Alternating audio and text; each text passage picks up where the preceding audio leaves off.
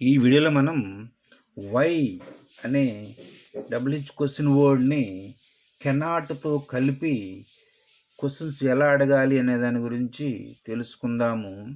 Usage వచ్చి ఎందుకు వినలేడు, వినలేరు, వినలేవు, ఎందుకు పాడలేడు, పాడలేరు, పాడలేవు, ఎందుకు చేయలేడు, చేయలేరు, చేయలేవు ఇలాంటివి క్వశ్చన్స్గా అడుగుటకు వై అనే క్వశ్చన్ వర్డ్ను కెనాట్తో కలిపి క్వశ్చన్స్ అడుగుతూ ఉంటాం అనమాట.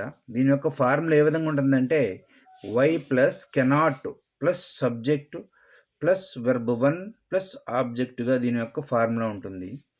వై ఇది ఒక question word plus can plus not can't అవుతుంది. కాంట్ ఇది helping verb plus subjective pronouns I, we, you, they, he, she, it ఇలాంటివి సబ్జెక్టివ్ ప్రొనౌన్స్కి వస్తాయి. ఏ సబ్జెక్టివ్ ప్రొనౌన్ ఏదొచ్చినప్పటికీ కూడా ఇక్కడ కాంట్ అనే హెల్పింగ్ వెర్బ్ను ఉపయోగించాల్సి ఉంటుంది. ప్లస్ వెర్బ్ 1 దీన్నే base form of the verb మరియు present tense of the verb అని కూడా అంటాము.